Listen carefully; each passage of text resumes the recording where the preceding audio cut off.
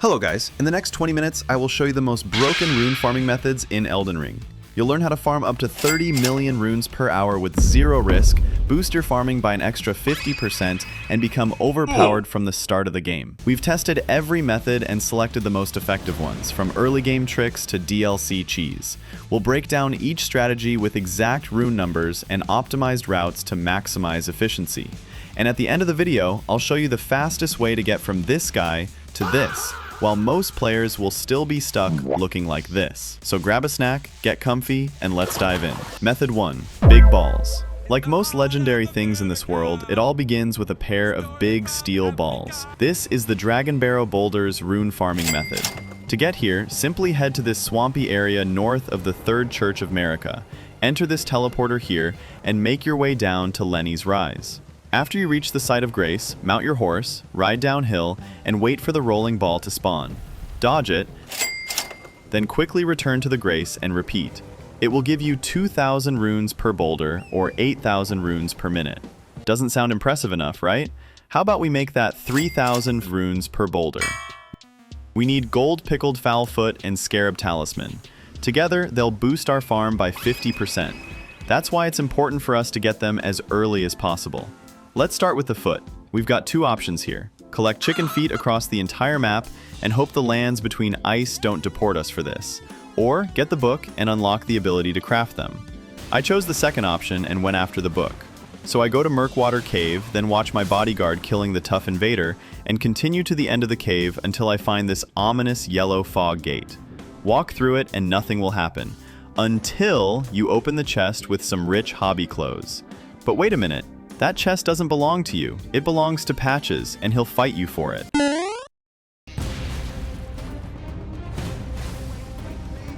After defeating him, you'll have two choices. Spare him or finish him off. If you choose to forgive this adorable jerk, he'll open up a shop right in the cave. Not the best place if you ask me. In the shop, you will be able to purchase a missionary cookbook, which allows you to craft the Gold-Pickled Fowl Foot. As you can see, it requires 3 items to craft. To save you time, I'll show you the map when you can get it.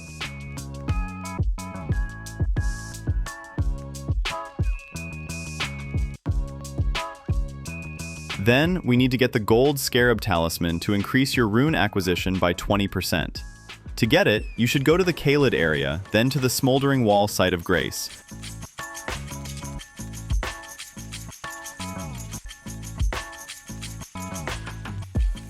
Ride until you reach the cliff. After that, show your best parkour skills and jump on the roots until you see the cave entrance. But if you haven't watched our early game guides and have a good build, stay away from this cave for now, because the monsters in there know 1,000 different ways to end your life.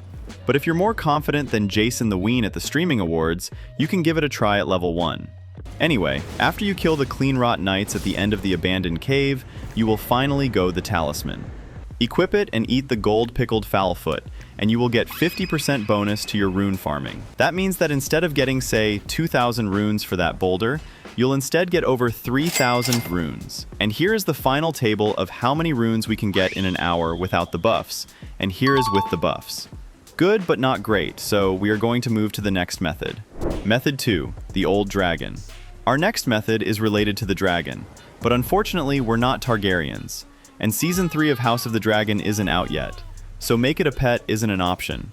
Which means there's only one thing left to do. Yeah, we're going to farm it again and again. It is the easiest and best early game rune farming method, allowing you to reach level 35 after the first hour of play. Each kill nets you around 50,000 runes or 75,000 with the buffs, and you can farm it repeatedly. The Wyvern is vulnerable to bleed attacks, so you need a bleed weapon. If your class has at least 13 dexterity, use the flail. You can find it near Melina, where we got Torrent. It's inside this carriage, not far from the camp. If you don't have enough dexterity to use it, just head to this spot on the map and pick up the Morning Star, which also applies bleed. After that, go straight back to the dragon. Then go to Fort Faroth and Dragon Barrow Caelid, and if your starting class doesn't have enough stats, pick up Radagon's Seal Talisman in the fort near the Wyvern. Make sure you grab the medallion on the second floor and jump into the correct hole. If you pick the wrong one, you're screwed. Deal with the rats, drop down, and the talisman will be waiting for you there. Equip it, go near the dragon's tail and start slashing at her until she gets this amount of HP. At this point, she'll have just enough HP left for one more bleed proc, so you need to calculate everything carefully and not mess it up. Hit her about 5 to 7 times with your weapon, then hop on Torrent. Ride as close as possible to the point when you still can deal damage. You should stay over them so the Site of Grace will be just behind you. While you're still on Torrent, land the final hits. The moment the bleed procs, you can't waste any time. You'll only have a few seconds. Sprint straight to the Site of Grace, sit down, and activate it. The runes will be added to your bank account, but the dragon will still be alive. Magic. Which means you can repeat the exact same method. This way gives you around 26,000 runes per minute unbuffed, and up to 40,000 with buffs. Sure, it won't turn you into Elden Ring's Elon Musk, but it's still the fastest way to farm runes for the early game. Plus, you're basically bullying a sleeping dragon, repeatedly.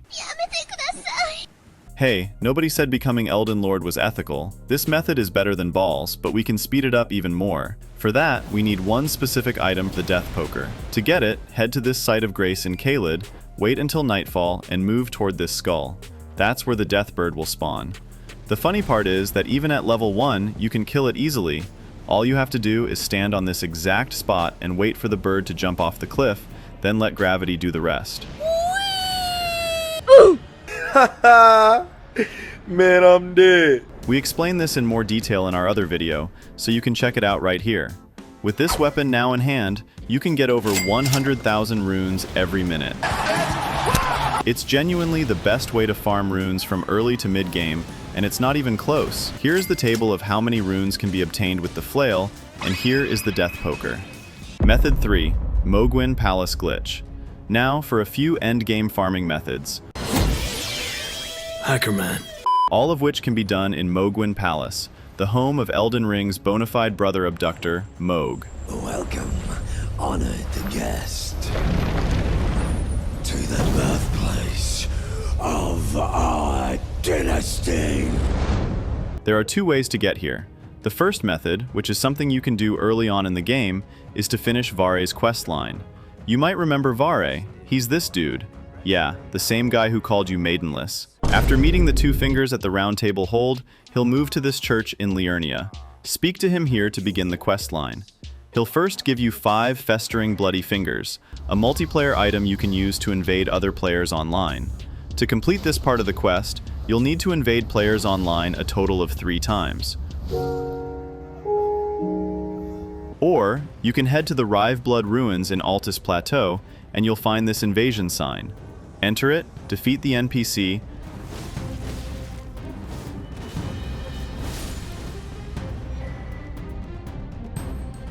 then return to Varre. Next, he'll give you another item, which requires you to find a dead maiden. You have 4 choices for this part. You can go to the Church of Inhibition, which you can get to by starting at this Site of Grace and following this path. You can also go back to the Chapel of Anticipation and approach the dead maiden there. This is where you spawned at the start of the game. You can get back here by using this waygate at the 4 belfries. You can also choose Irina, the blind girl at the Weeping Peninsula. Or, you can kill Hyetta and use her blood, although this will end her questline. Whichever option you chose, return to Varre, and he'll give you the Pureblood Knight's Medal, an item that will teleport you to the bottom of Mohgwyn's Palace. Now, if somehow Varre calling you maidenless caused you to react strongly, you can instead get to Mohgwyn Palace by taking this teleporter here, found in the consecrated snowfield. You'll get teleported to the outskirts of the level. Now, let's talk about the first rune farming method. This one doesn't involve you killing enemies, not directly anyway. Instead, we'll be using a glitch. That's right, a glitch, so that the game kills the world's enemies for you, netting you over 200,000 runes in one fell swoop. We'll only need 2 things to make this method work: a sacred seal and the heal incantation. If you don't have these yet, you can purchase the finger seal from the Twin Maiden at the Round Table Hold and the heal spell from Brother Corrin. Start at the Dynasty Mausoleum entrance Site of Grace. Take note of the 2 places I've pinned here on the map. Make your way to the first one by following my path here.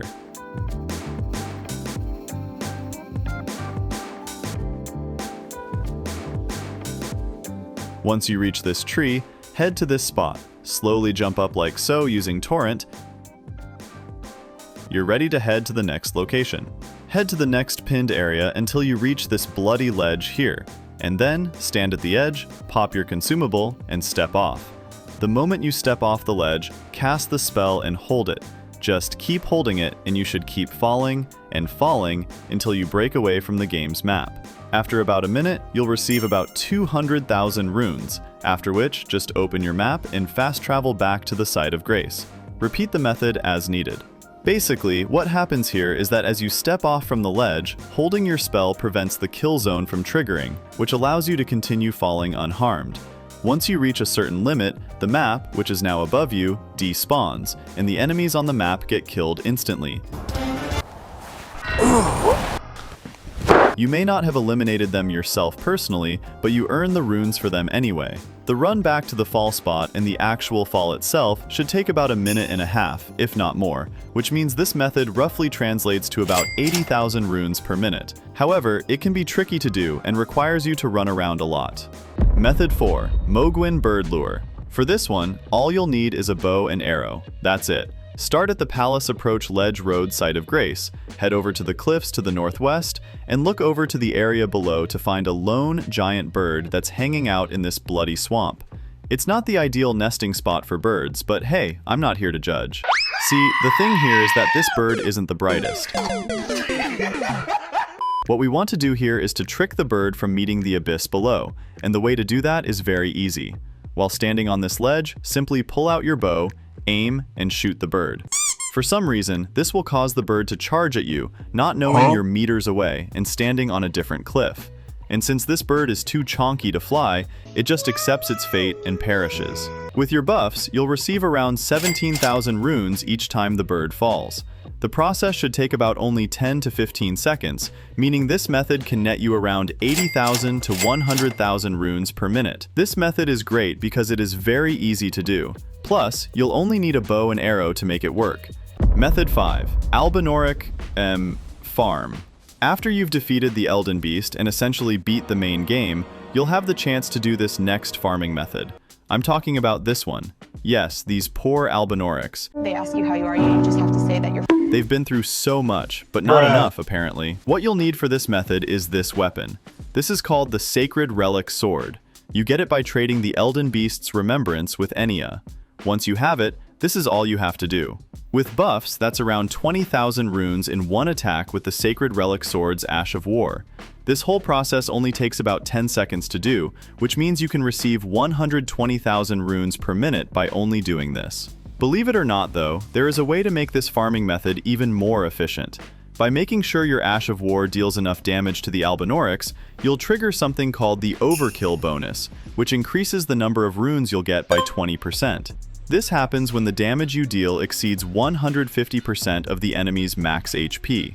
Each Albinauric in the Palace Ledge Road has around 1,100 hit points. This means we need to deal around 2,700 damage to trigger the bonus. Here's how to do that. We start by giving ourselves 80 faith. If you're not using a faith build, just head to Renala and respec. Then, we'll equip the Shard of Alexander, Sacred Scorpion Charm, and Godfrey Icon Talismans, and use the Golden Vow spell. With all of these buffs combined, we should be dealing enough damage to trigger the Overkill bonus. The only change to the method is to cast the Golden Vow spell before doing the attack. This will make the whole process longer by only around 5 seconds, which means the whole farming process will take around 15 seconds. Each attack will now net you over 42,000 runes. With that amount of runes every 15 seconds, you'll have over 160,000 runes every minute. If you haven't beaten the game yet and you're itching to get started on this rune farming method, there are alternative weapons you can use. First of all, you can go the straightforward route and just use whichever weapon you already have and eliminate all the Albinaurics in this clearing. Or, you can use a weapon that has an Ash of War that can deal AoE damage. You can use Hoarfrost Stomp, the Starcaller Cry from the Star Scourge Greatsword, Taker's Flame from the Blasphemous Blade, or Ghost Flame Ignition from the Death's Poker. These options won't be as fast as using the Sacred Relic Sword, but they're good alternatives in the meantime. Method number 6, Rao Ruins BBQ. What? While there already are several rune farming methods in the base game, there are more methods that you can do the Shadow of the Erd Tree DLC. Variety is the spice of life, after all. On top of that, there are also new rune acquisition boost items in the DLC. The first one is the Golden Horn Tender, which increases the runes you get by 40%. Along with the Gold Scarab Talisman, this increases your rune acquisition boost by a whopping 60%. This means that for a run that nets you 50,000 runes, you'll instead get 80,000. Like the Gold Fowl Pickled Foot, this one is a consumable. However, unlike the Gold Fowl Pickled Foot, this one isn't craftable. You can only pick this up at the following areas. You can also farm it from these guys. Finally, we have the Festive Grease, and the way it works is very different than what we're used to. Instead of increasing your rune acquisition by a certain percent, you instead receive 25 runes each time you hit an enemy. This doesn't really apply to many of the rune farming methods you're used to, but if you're just running through the game and you have a few of these, or can already craft them, it's a good way to gain more runes as you're playing through the game normally, if another grease isn't already a part of your standard build. You can craft this grease after acquiring the Battlefield Priest's Cookbook 2 with the following items. That said, if you can, substitute the Gold Fowl Pickled Foot with the Golden Horn Tender, since it provides a bigger boost. Alright, let's go over two of the best rune farming methods in the Land of Shadows. The first one we'll do here at the Rao Ruins. We'll start at the Rao Ancient Ruins East Site of Grace, a place you'll get to by heading to the Shadow Keep and taking this back entrance pathway. This method is incredibly simple. Just pop your consumable, stand here, and up ahead you'll see a furnace golem start to wake and stir up. Hello there. He'll do most of the heavy lifting for this farming method. Now the moment you see the furnace golem lower his head and charge up this whirling fire attack, immediately run back to the Site of Grace. All the while, multiple things will be happening. 1. You heading back to the Site of Grace ensures you won't get hit by the fire attack itself. Trust me, that attack can reach you. That's how far-reaching that attack was. Second, it completely grills and wipes out all the enemies on the bridge, giving you free runes. Finally, sitting at the Site of Grace respawns enemies, which means the enemies on the bridge will respawn as well. But here's the thing. Resting at the Site of Grace respawns enemies, but it doesn't remove spells and attacks that have already been cast, which means the fire on the bridge will burn down those enemies again, essentially giving twice as many runes as usual. This whole method will give you around 20,000 runes with buffs. That process only takes about 15 to 20 seconds to do, which means you can potentially earn 60,000 to 80,000 runes per minute with this. As I said, it's not as good as the methods you can do at Mohgwyn Palace, but it's there, should you need it, and it requires very little effort that it's worth mentioning. Method 7. Hinterland Snakes. For this next farming method, we'll have to go all the way to the Hinterlands, which you can get to by entering the Shadow Keep via the Church District entrance, making your way to the back gate, then opening this secret door by using the Oh Mother gesture. You'll start at this Site of Grace here. This method is very similar to how the Albinauric farming method works, with a bit more work admittedly. What you'll want to do is go down this path here, get rid of these snake enemies here using the Wave of Gold Ash of War, and just keep going down the path and eliminating the snakes until you reach the Site of Grace. Once you're down here, rest to respawn the enemies. Now make your way back up to the previous Site of Grace while eliminating the enemies along the way. Unlike the previous farming method, this one requires more mobility from you, and each back and forth nets you around 245,000 runes. But each run also takes about 2.5 minutes, which means this method translates to almost 100,000 runes per minute. It's still good, and it's definitely less monotonous than the Albinauric method, so it's definitely a good option for those who want to change things up a bit. And like the Albinauric farming method, you can also use other weapons that have skills which can do AoE damage. Just remember that the Sacred Relic Sword's skill will be your best option. With all of that said, which of these farming methods is the best one? Well, that will depend on your needs. The Dragon Barrow Boulder method is an easy method for the early game. The Grail method takes a bit more work, but it nets you more runes. The Mohgwyn Palace glitch grants a ton of runes, but learning the glitch itself needs a bit of time and patience. The Mohgwyn Bird method is easier to do, so it's definitely the best option. That is, until you beat the game and acquire the Sacred Sword Relic, then the Albinauric method becomes infinitely better. The DLC options are also there for variety, especially if the Albinauric method has become too stale for you. I don't blame you, that happens. But in terms of pure rune acquisition, which of these is really the best? To answer this question, I made this table so you can see the amount of runes you get per minute and per hour for each run we talked about in this video. As you can see, even with the inclusion of newer DLC-sourced methods, the Albinauric farming method is still the best way to go. It's so effective, in fact, that Albinaurics are actually the most killed enemies in Elden Ring. This data is from Software themselves. Poor Albies. They deserve better, but hey, until we find a better and more effective way to farm runes, these poor guys will continue being the victims of hungry and greedy Tarnished worldwide. So that's it for today's video.